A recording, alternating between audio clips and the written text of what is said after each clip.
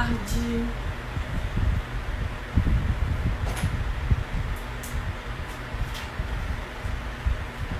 Vamos estar chegando, convidando as pessoas para assistirem a live. Dani daqui a pouco entra.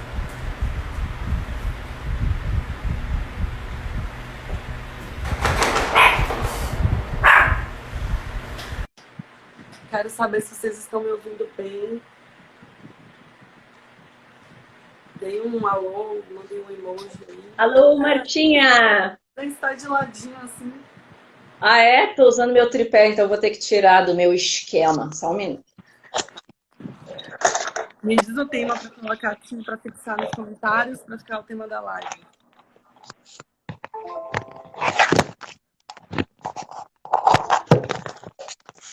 Melhorou? Melhorou.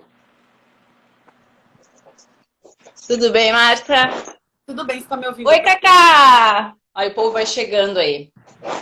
Está me ouvindo bem? Tudo bem, graças. E ouvindo? Tá ouvindo? Tô perfeitamente, tô no meu volume máximo. Obrigada pelo curso de como entrar numa live no Instagram.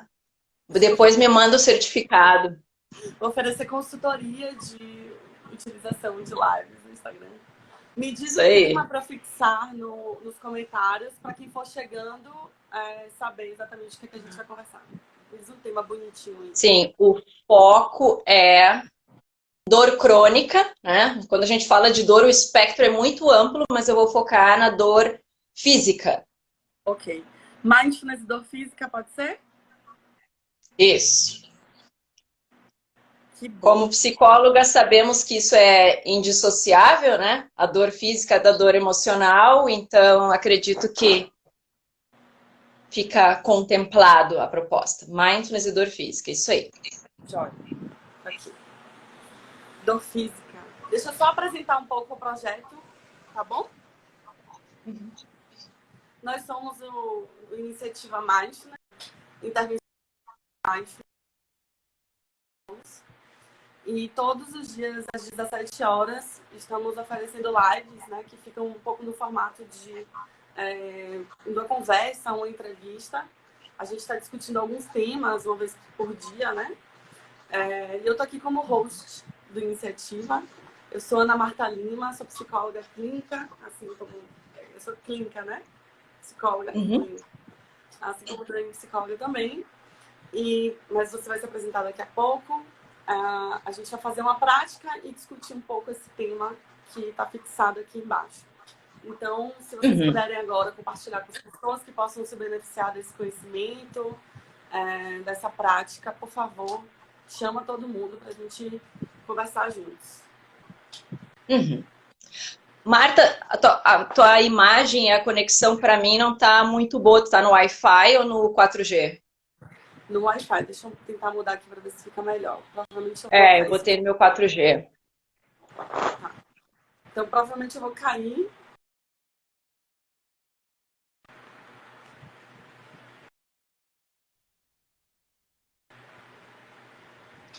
Ficou... Melhorou. 100%. Sim.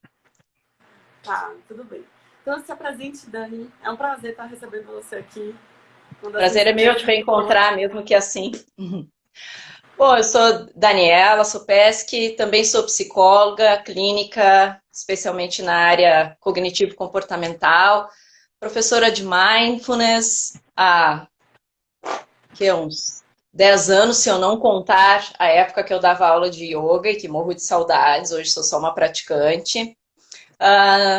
Nos últimos 2 anos eu estava no ir e vir da Califórnia, San Diego especialmente, vivendo próximo ao Centro de Mindfulness da Universidade da Califórnia de San Diego, onde tive várias experiências em workshops e grupos, em prática pessoal, atualizações, e especialmente poder vivenciar o mindfulness dentro de uma outra cultura e até o yoga, que realmente tanto o mindfulness quanto o yoga na Califórnia é diferente da Inglaterra, porque a minha formação é de lá, é diferente daqui, em função de algumas particularidades. E eu escolhi especialmente o tema da dor, porque um dos maiores pesquisadores de Mindfulness e Dor no momento, é chefe do Departamento de Pesquisas em Mindfulness pelo Departamento de Anestesiologia da Universidade de San Diego, justamente porque dor e uso de opioides nos Estados Unidos é uma crise, né? Houve muito estímulo de médicos prescrevendo opioides, tem uma crise, uma quantidade de pessoas dependentes desse tipo de medicamento, então as pesquisas se aceleram nessa direção para poder conter e também oferecer alternativas para essa crise. Além de ser psicóloga e no momento atendendo online, como eu já estava fazendo nesses minhas idas e vindas da Califórnia, também tenho o meu próprio curso online de Mindfulness, ele é gravado e eu cuido dos alunos pela própria plataforma. Sou colaboradora do Lojong, inclusive convido vocês a baixarem o aplicativo. Neste mês estamos oferecendo gratuitamente acesso a diversas práticas com amplos focos, tanto de meditação, mindfulness, compaixão, enfim, acredito que é uma ótima oportunidade, especialmente porque é de graça. Então, convido todos a conhecerem, especialmente quem não tem nenhum tipo de prática. O aplicativo ele é feito com muito carinho e com muito cuidado técnico. Sim. Vamos É para bem uma... importante nesse boom, né? Nesse boom da prática de mindfulness, a gente ter ferramentas que sejam compromissadas. Uhum. E, sei lá, Débora, as pessoas estão comentando, né? O Lojong está bem, enfim, está famoso no Brasil. Que bom ter esses feedbacks. E muitas pessoas me contatam pessoalmente, né? Porque me acham por lá. Quem tiver alguma Como... dúvida, pode mandar nos comentários que a gente responde ao longo da live. Isso.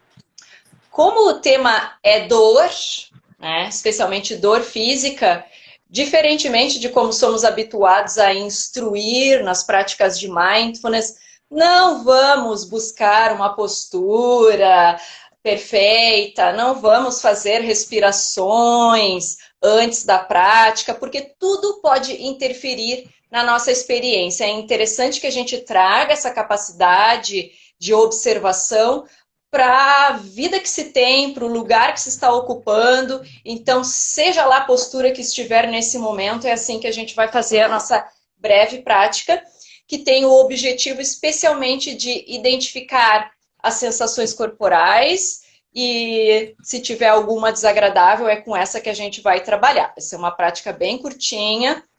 Quem está habituado a fechar os olhos, pode fechar os olhos, se não apenas repouse, baixe o olhar e pode mirar no chão. Dani, desculpa te interromper, eu só vou sair daqui 1 segundo e voltar. Tá? Ok, eu vou ficar conduzindo a prática. Natural. E você conduz a prática, tá? Eu vou voltar e vou começar de onde você estiver, tá bom? Ok. Então, quem estiver aqui comigo, do jeito que estiver, boas-vindas e vamos recolhendo a nossa intenção para estar alguns instantes plenamente presente com as sensações que o nosso corpo tem a revelar, que já estão aqui agora. Vamos trazendo a atenção para a região da cabeça.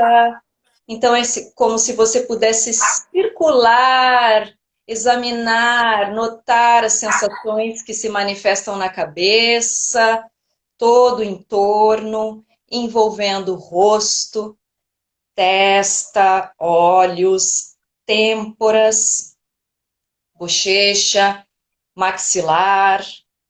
E aproveite para observar se por acaso não tem pontos de tensão, às vezes testa franzida, maxilar contraído, ou qualquer pressão na cabeça.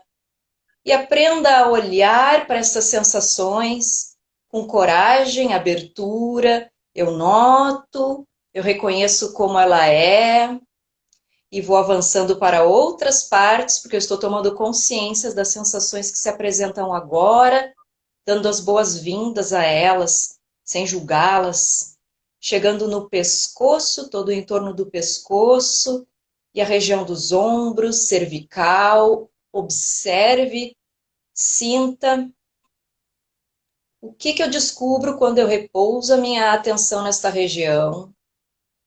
Não altere nada. É como se você estivesse sendo o próprio médico agora, se consultando, se examinando, tomando consciência do que se manifesta. Essa é uma região que às vezes pode ter tensões. Envolvendo agora os braços e as mãos. Brinque com a atenção, com essa possibilidade de se examinar. Braço direito, braço esquerdo.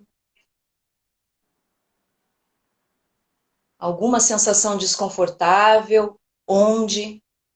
Como ela é? Aproxime-se, olhe com um pouco mais de qualidade atencional e coragem. Qual a sensação nas mãos, nos pulsos? Observe. Estamos usando muitos celulares, talvez os computadores, e trabalhando muito mais em casa. Quais as sensações que eu descubro quando trago a minha atenção para as mãos? Envolvendo agora o tórax, costas, região do peito, barriga, toda essa caixa torácica, o tronco. O que eu descubro quando eu sinto as sensações do meu coração, do peito, do movimento, da respiração tal como ele está agora, sem interferir. E as sensações nas costas, órgãos internos, algum sinal, glúteos, coxas, joelhos, panturrilhas, músculos da tíbia, envolvendo as pernas em sua atenção até os pés. Qual a minha sensação geral agora? Qual a sensação física geral? Quais os pontos que eu identifiquei? Tensão, ou dor, ou alguma sensação desconfortável qualquer. Apenas mantenha essas sensações no seu radar. Podemos aproveitar e também nos questionarmos como estou me sentindo agora, aprendendo a reconhecer os estados emocionais e a sua transitoriedade. Tenho certeza que os pensamentos também invadiram a prática, te levando para diversos temas. Isso também é esperado. Como preferir, vai encerrando o seu exercício, seja se movimentando, abrindo os olhos e voltando para o nosso bate-papo.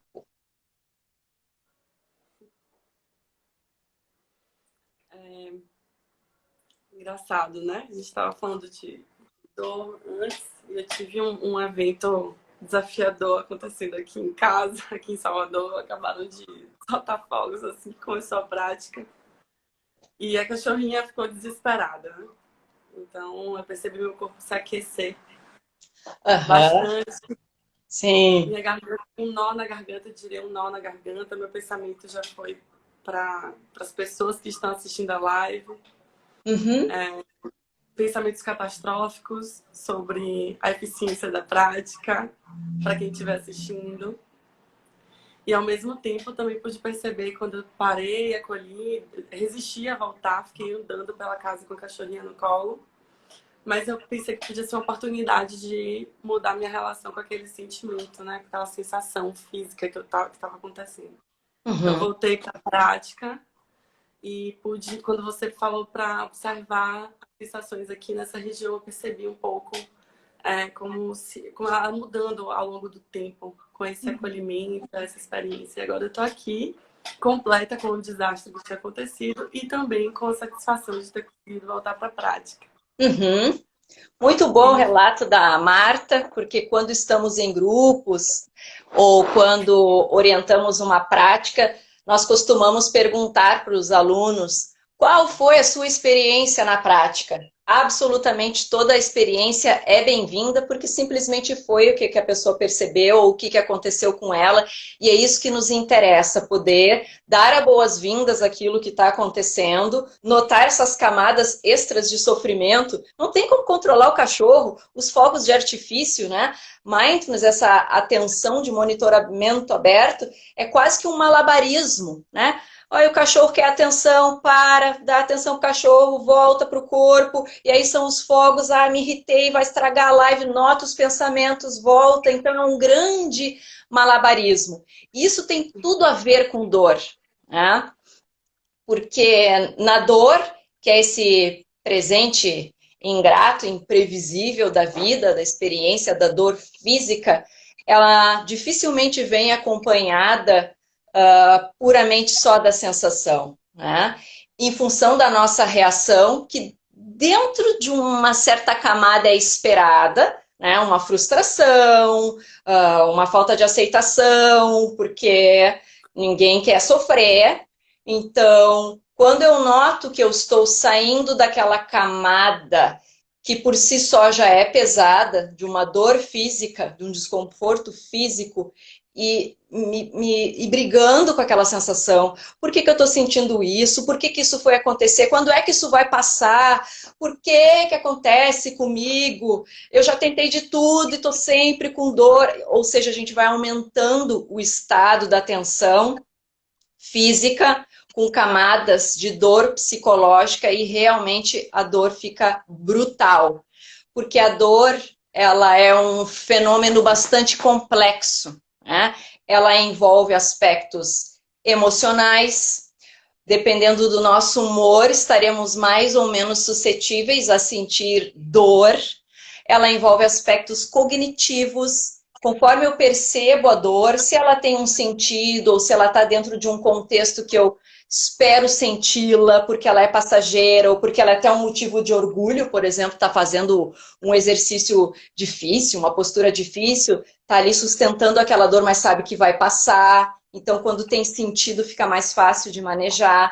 A dor também tem aspectos comportamentais, que são hábitos, especialmente que, por serem repetitivos, de um piloto automático ou de uma falta de responsabilidade no nosso autocuidado, perpetua estados de desconforto físico, especialmente agora, né, que não fomos preparados para trabalhar em casa, para limpar a casa todo dia, ou cozinhar, ou fazer uma série de coisas que não estavam no nosso radar.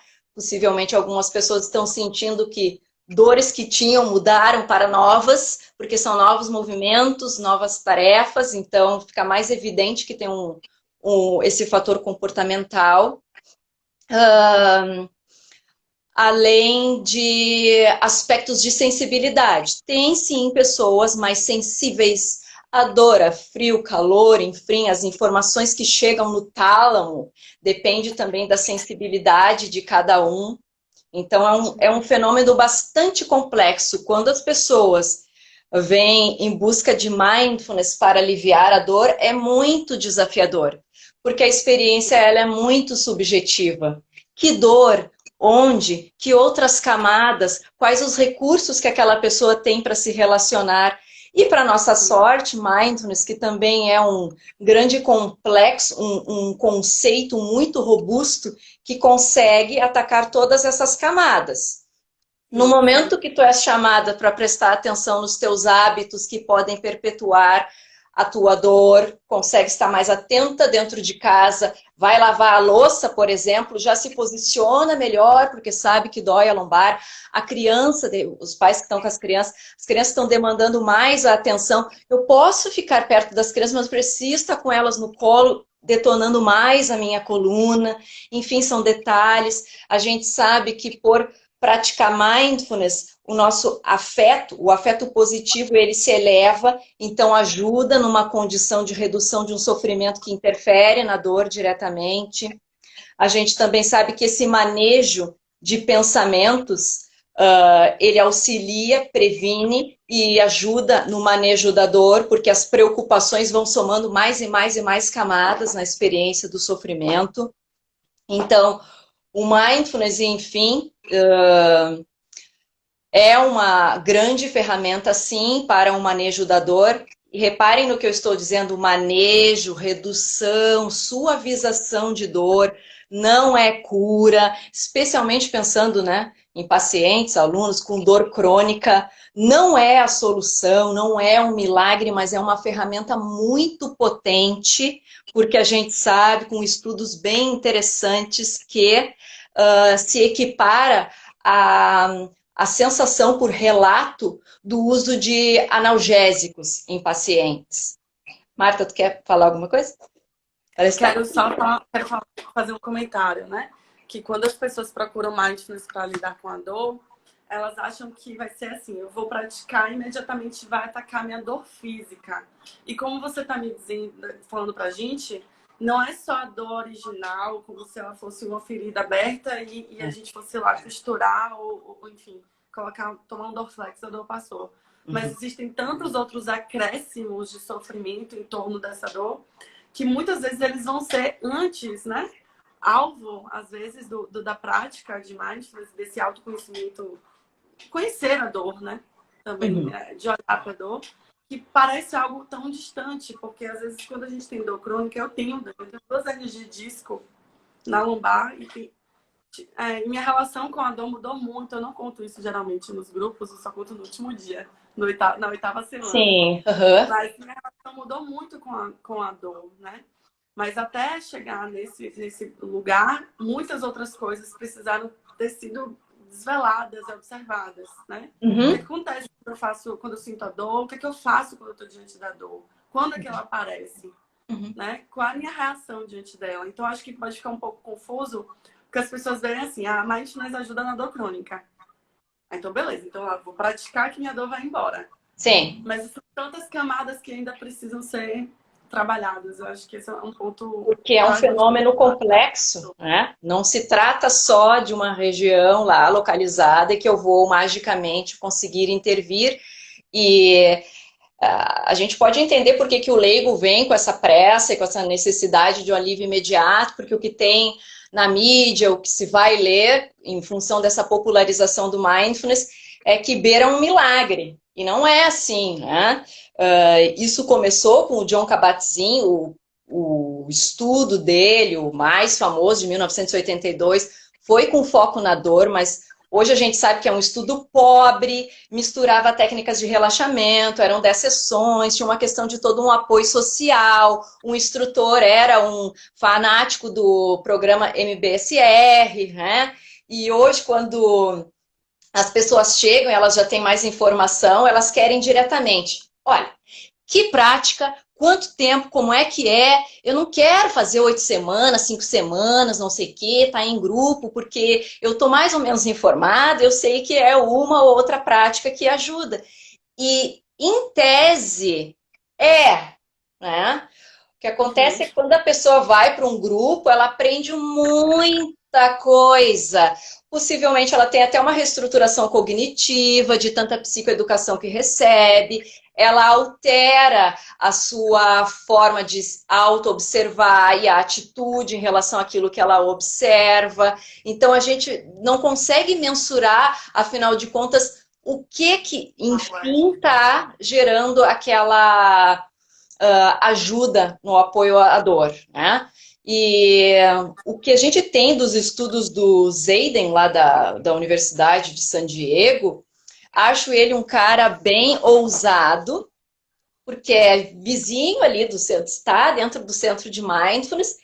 O centro de mindfulness vende o programa do MBSR, esse de 8 semanas, mais popular. É caríssimo nos Estados Unidos, as pessoas não têm o acesso que tem no Brasil para estar participando de grupos de mindfulness, tudo é caro, não tem saúde pública, não tem nada, então fica super elitizado, né? Mas tem muito mais acesso ao yoga, mas é aquela amostra de jovens, enfim, sarados e positivos. Então, o que acontece é que o Zaiden traz essa provocação, justamente pela falta de acesso. Olhem aqui, as minhas pesquisas estão evidenciando que com 4 sessões, práticas de 20 minutos, que prática, depois eu vou falar das práticas, elas já evidenciam uma habilidade, um aprendizado de uma habilidade quando a pessoa está sob um estímulo de dor. E são coisas bastante simples, o problema é a aderência. A gente sabe que a instrutora, a professora, o povo adora vir para grupo, adora o assunto, as palestras. Não tem quem não se identifique com mindfulness. Mas na hora ali do vamos ver, do autocuidado, da responsabilidade, né, da disciplina para com as práticas, aí a coisa já fica um pouco capenga. O que o Zayden identificou? A primeira instrução é começar com atenção focada, né? Atenção focada, bem como é a instrução do Vipassana, né? Quem vai para o retiro de 10 dias, passa 4 dias só com a Anapana, né? Atenção focada no nariz. Concentração, concentração, concentração. Depois, monitoramento aberto, que é uma qualidade de atenção mais flutuante. Eu acompanho as sensações da minha respiração e as sensações físicas que emergem e vou regulando a minha atenção para essa respiração, reparando pensamentos, emoções e voltando para a minha respiração. Aí eu começo a treinar essa habilidade de mindfulness, que inclusive me protege das outras camadas de pensamento, emoções, sofrimentos extra que vem, né, colado com a experiência da dor. Portanto, é bastante simples, né, do que a gente já tem de evidências, e o tempo também muito mais curto. Então, quando o Zayden fala na cara da diretora do Centro de Mindfulness, por que 8 semanas, práticas longas, as pessoas não têm 40 minutos, 50 minutos, existem outras alternativas? Ele tem razão, porque os estudos estão ficando cada vez mais potentes, podendo inclusive comparar com grupos controles, que o Kabat-Zinn não fez lá na época, né? E, inclusive dosar a resposta, né, a antagonistas de opioides. Então a gente já tem isso mensurado, né, que o mindfulness, ele é uma habilidade que, vamos entender assim, não é pela via da liberação da nossa analgesia, né? Não é pela via de liberar naturalmente os opioides que nós somos capazes, é por uma via completamente complexa de regulação atencional e emocional. Simplesmente assim, notando as sensações, ancorados, seja lá no que se preferir, né? Como é dor, lembrando bem, dor, o foco é corpo, e essa malabarismo de reparar pensamentos, emoções e voltar para aquela sensação física que se apresenta. Inclusive testando as pessoas sob o estímulo doloroso de calor, né? E solicitando agora, sob esse efeito de dor, faz a prática que foi ensinada. E aí a gente repara que no cérebro, na região do tálamo, que é essa região que reconhece todas as sensações, tudo que está acontecendo com o nosso corpo. Então, o mindfulness, ele atua quase como uma barreira para que do tálamo não se chegue a um registro, né, dessa sensação na região do córtex, que já vai interpretar como perigo e preocupação. Então, o mindfulness, por essa habilidade de objetividade, de enxergar o fenômeno tal como é, ele encurta a experiência, te deixando em contato com aquele fenômeno mais diretamente, te convidando corajosamente a enxergar as coisas como elas são. E no caso de dor, a dor por si só já é difícil, né? Como tu mesma diz, está lá a dor na lombar, né? Tem dias que vai estar mais, tem dia que vai estar menos, e tem dias que tu vais notar que ela é maior porque tu está reagindo mal, ou porque está mais mal-humorada, ou porque está preocupada com outras coisas. Tudo isso interfere, né? Então, quando a gente senta na prática com a dor e todas essas camadas, é uma possibilidade de botar cada coisa no seu lugar, buscando ficar lá com aquela dor de sempre, o que é menos pior do que com todas essas camadas.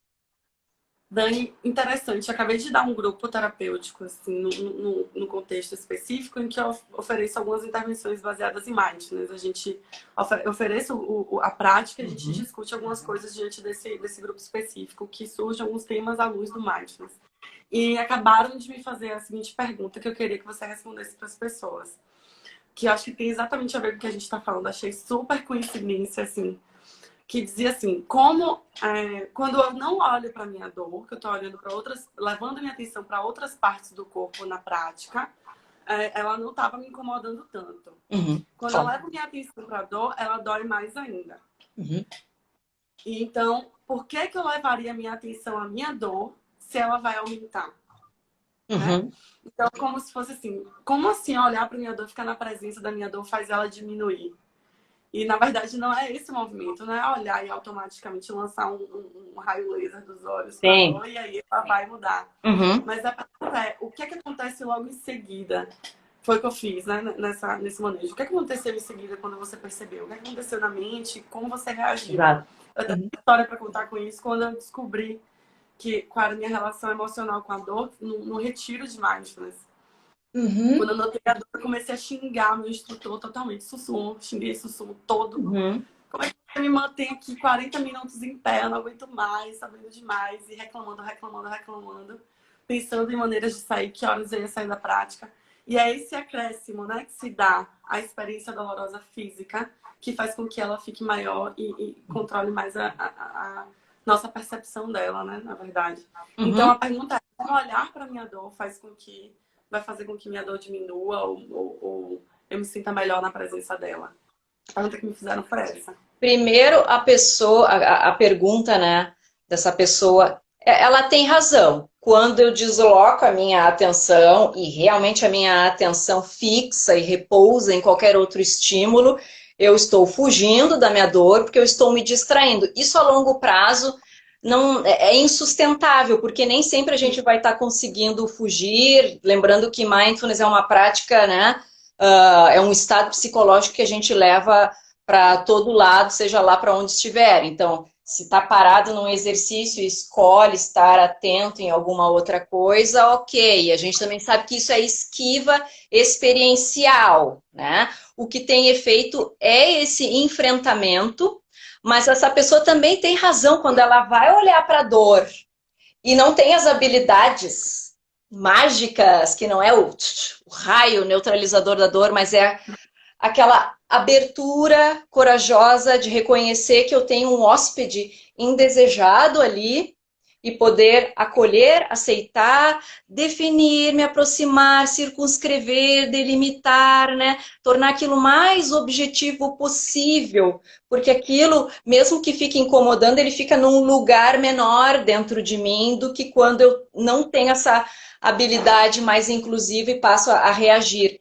Então, é batido, mas a gente sabe que é essa falta de aceitação, que é difícil, é um processo. Quando é que isso caiu a ficha para ti, né? Quando te colocaram uma experiência dolorosa e tu participou e foi lá, insistiu, testou. É a mesma coisa que acontece no Vipassana, eles pedem para a gente não usar nenhum tipo de analgésico, salompas, nada. Claro que vai doer, mas é a melhor oportunidade para notar, né, aquela dor e todas essas camadas de como eu estou reagindo àquilo, e às vezes pequenos ajustes posturais, que no caso da prática, mas que no meu dia a dia, se eu levar esta atenção para o meu dia a dia, eu posso suavizar a minha experiência. Então, sim, tem razão, a distração alivia, mas ela não é efetiva a longo prazo. Olhar para a dor é desagradável, sim, mas à medida que eu vou incluindo temperinhos para suavizar essa experiência, isso melhora, né? Isso melhora.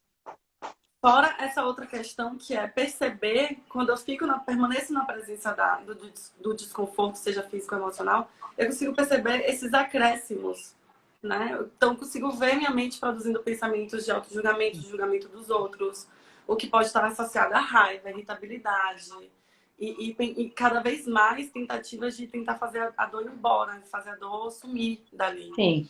O que pode aumentar a experiência. Aumentar, que eu quero dizer assim, intensificar a experiência dolorosa. Se eu Isso. posso chamar tudo de experiência dolorosa. Isso. Né? Quando eu comecei a meditar, eu usava muito analgésico.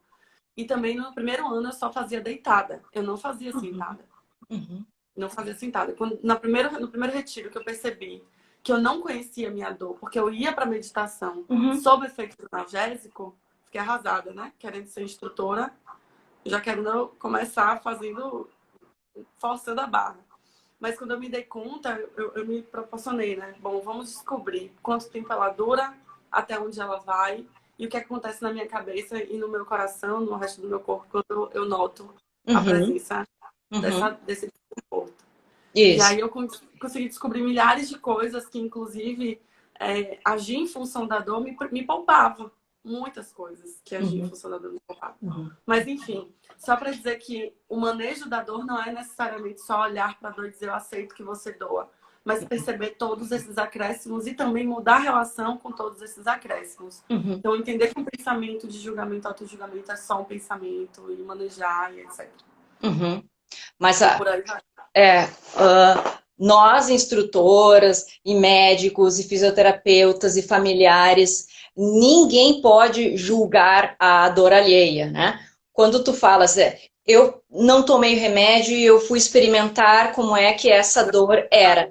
Pode ser que dentro de um espectro de dor, né? Zona verde, estou no meu conforto, amarela, opa, atenção, o que eu estou fazendo, enfim, usa o arsenal de cuidados. E aí tem a zona vermelha. Se eu estou na zona vermelha e por auto-respeito, auto-cuidado, auto-compaixão, aqui eu defendo sim que talvez a pessoa tenha mais é que se distrair, se está além das condições dela, né? Por que não usar outras ferramentas? Não é tortura, gente. Nas pesquisas existe um limite de estímulo à dor para que a gente possa testar até onde o mindfulness, né, dá um bom sinal lá no cérebro de que é uma estratégia saudável, potente. Mas cada um sabe de si. Se isso aqui estiver passando de um certo limite, vá tomar sim o Dorflex, vá falar com o médico. Eu tenho Dorflex na minha casa inteira. Eu tenho pelo menos aqui agora tenho 2 cartelas de Dorflex. Porque por mais que tenha um componente emocional, nem Isso. sempre eu vou ter recursos, e mesmo sendo instrutora de mindfulness e psicóloga clínica e Muito fazer bem terapia, falado. Uhum. vai ter momentos que a estrutura emocional e os recursos emocionais que vão estar disponíveis para mim não vão ser suficientes para fazer a dor passar. E Uhum. se isso vai de viver minha vida normal, talvez eu precise tomar, né? Mas é Exatamente. só... Obrigada por fazer esse recorte, porque pode parecer que é assim, se você forçar, você aprende a lidar com sua dor. Se você forçar a barra, você consegue lidar com sua dor com Exato. mais... Exato, né? E em nenhum contexto, claro que nós sempre seremos desafiados, mas somos nós que sabemos se eu ainda estou numa zona de desafio, que aí é um potencial de crescimento, de autoaperfeiçoamento, ou se eu já estou beirando um estado de tortura e até com risco de piorar, seja lá qual condição de saúde que eu tenha, né?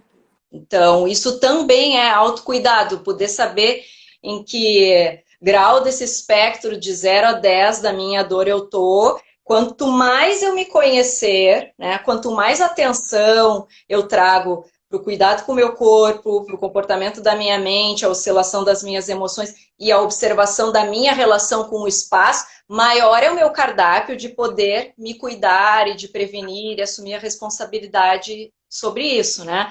Só para destacar, a Marta falou que, ok, existe um limite, ela sabe quando é o limite dela, ela vai tomar Dorflex e tem mais que tomar enquanto a gente não descobre outras ferramentas para se livrar dessas dores, né? E assim como outros sintomas também emocionais, né? Vamos lembrar que nós somos instrutores de mindfulness, psicólogas e também passíveis de adoecer fisicamente, emocionalmente, e tem bastante instrutor de mindfulness fazendo uso de medicamento para conseguir essa regulação atencional, emocional, mas, né, podendo trazer esse complemento, porque nunca foi dito, só nas capas de revista barata, né, que não são científica, a gente se mata lá pesquisando, não consegue publicar nunca, alguma coisa bem interessante, aí tá lá nas capas como se fosse um milagre. Depois as pessoas vêm cobrar isso da gente. Então, muito respeito, né? Quando a gente coloca essa expectativa de que mindfulness, meditação, yoga, espiritualidade, qualquer coisa, chá da cáscara sagrada, qualquer coisa vai ser a solução para todos os milagres, já começa com um estado de tensão, né? E as expectativas... Aos Exato. tratamentos tradicionais. É complementar. Né? Exato. essa mania de dizer que vai resolve tantas coisas, é bom para tantas coisas, que como se fosse um grande milagre que praticou, sarou, curou. Uhum, Não uhum, é assim, é uma prática complementar, não exato. substitui os Uhum, tradicionais. uhum. Você falou um pouco sobre a responsabilidade sobre o autocuidado, Dani. Exato, especialmente agora, em tempos de isolamento, né? Ah, possivelmente, teus pacientes também devem estar se queixando muito de dor, pacientes que, inclusive, nunca tiveram dor, justamente pelas condições, e por essa limitação, né, do contexto, ah, parece que só se passou a dar muita atenção quando algo é urgente, mas as pessoas estão sofrendo bastante, né? Seja com sintomas emocionais novos, ou sensações desagradáveis em função dessa própria rotina, né? Então elas têm um desafio maior, porque dentro das condições semi-normais que nós vivíamos antes, né? Porque essa sociedade nunca foi normal, a gente teria o acesso imediato aos nossos cuidadores, enfim, uma massagem aqui, ali. Então, ao mesmo tempo, eu tenho convidado todo mundo a poder dizer, a poder observar que, opa, eu posso assumir essa postura do meu próprio cuidador. E se eu enxergar essa dor, esse desconforto como uma como se eu pudesse enxergar uma criança que eu amo muito, ou um amigo, ou um parente, que quando eu sei que está sofrendo, eu já me disponibilizo imediatamente para cuidar. Use essa habilidade compassiva, né, para a sua necessidade do momento. Ela é urgente porque é importante que se evite sair de casa, né?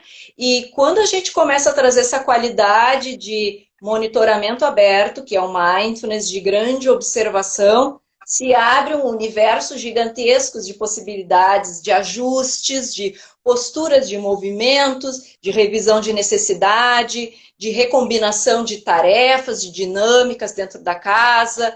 Então, muita gente está aproveitando esse momento para um grande salto de mudança, né, interna.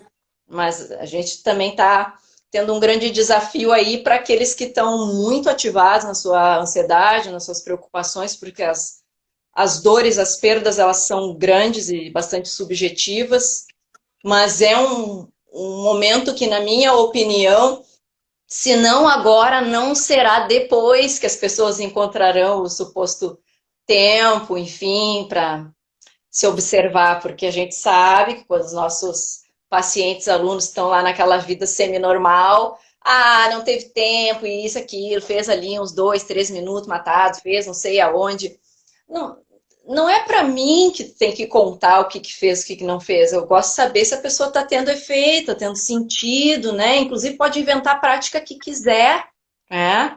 Mindfulness, esse grande cardápio, não tem uma única prática que vai servir a todos, né? Se a gente entende o conceito, entende que pode fazer o que quiser como prática. Eu tenho dançado paquitas, nossa, eu tenho dançado paquita, essa tem sido minha grande prática de mindfulness, né? Movimento, que esses dias eu te ouvi falando, né? De ouvir as músicas da adolescência, isso eleva o humor, além de eu estar precisando movimentar diferentemente meu corpo.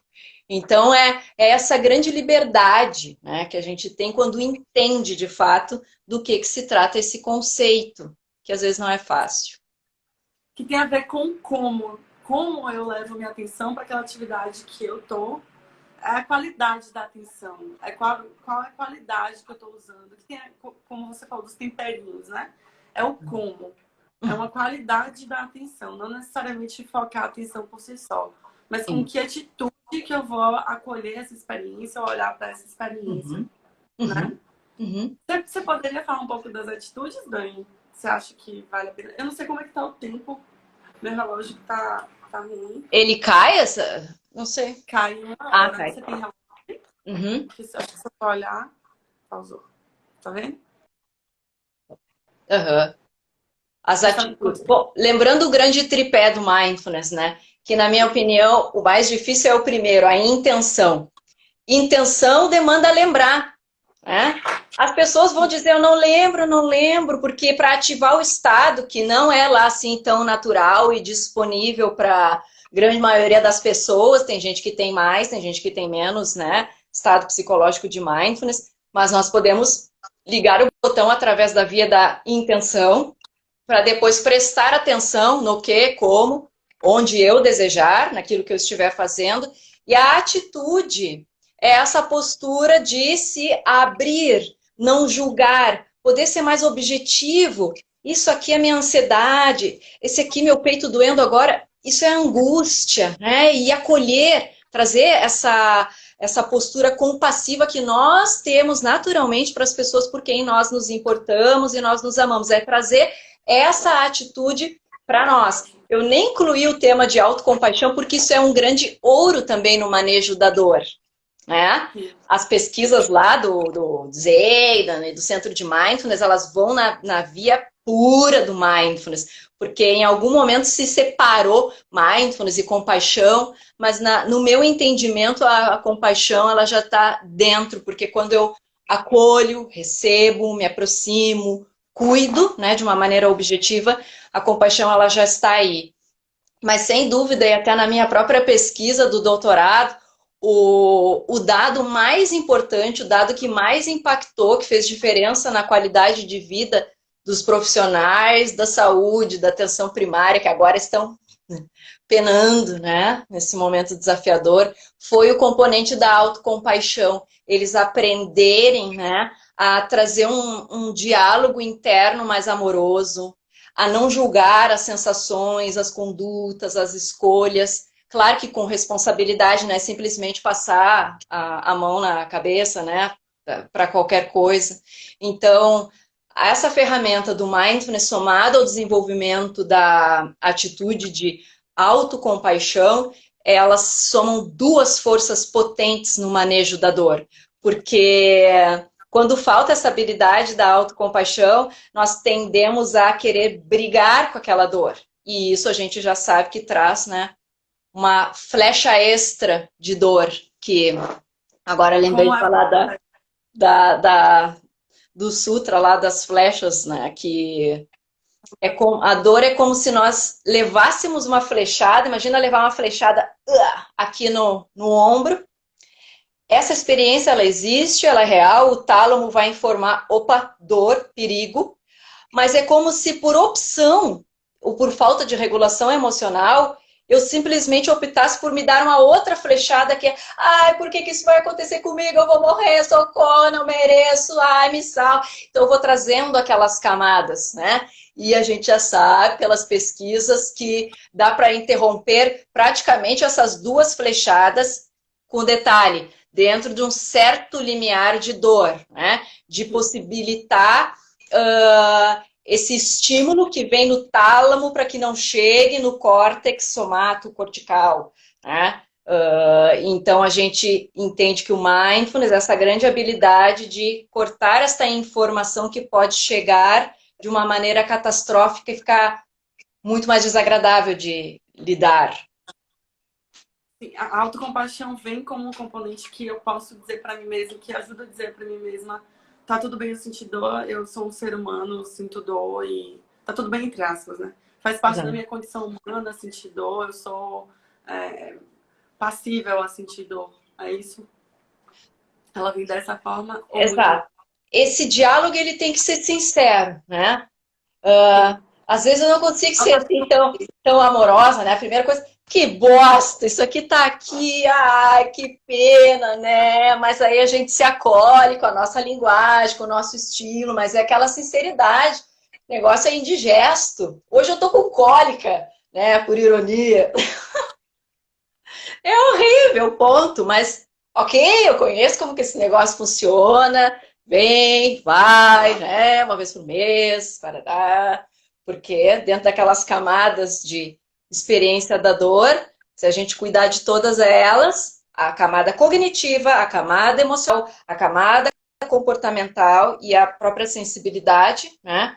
Eu não fico mandando essa informação toda hora ali pro meu cérebro dizendo que eu estou em perigo. Não, eu objetivamente, cólica, e aí essa tensão ela nunca se torna, né? Eu acho que é a mudança da atitude, da postura diante da dor que muda, não é a experiência dolorosa.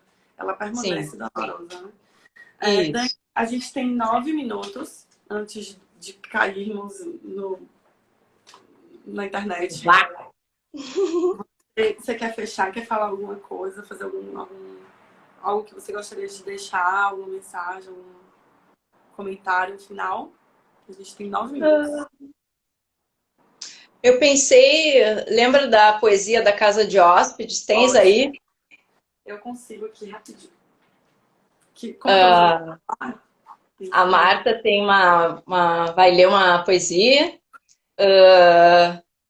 que é uma poesia que tem tudo a ver com mindfulness e com essa atitude que ela está tanto frisando de autocompaixão, né?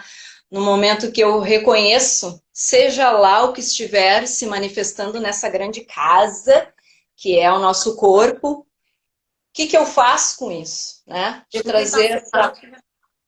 Vou tentar reconhecer. Sim. Desculpa, aqui travou, mas fale.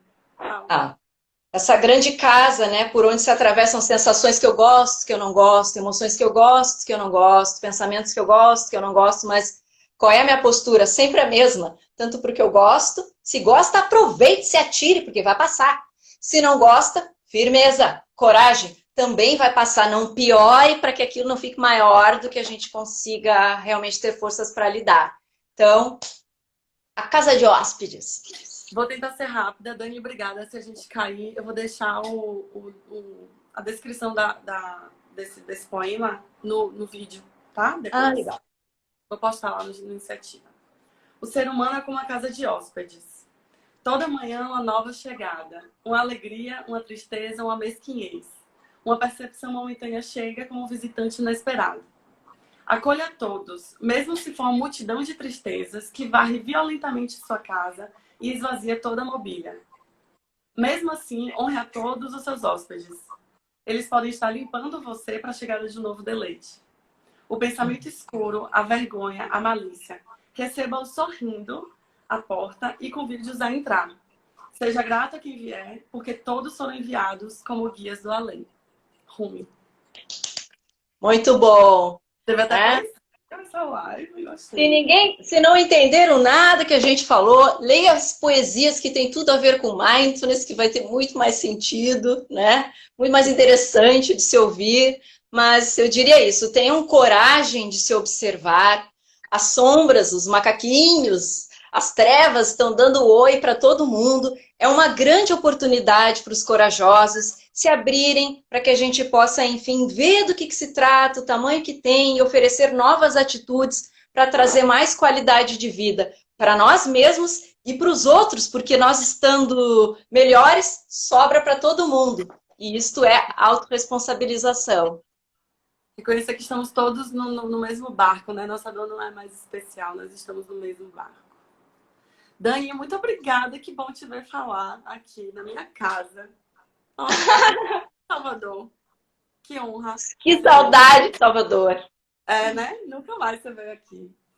Mas obrigada, bom te ver, espero que você esteja bem. Pessoal, 17 horas todos os dias, outras pessoas vão estar aqui. Compartilhando conhecimentos, saberes e práticas. E acreditem, coragem.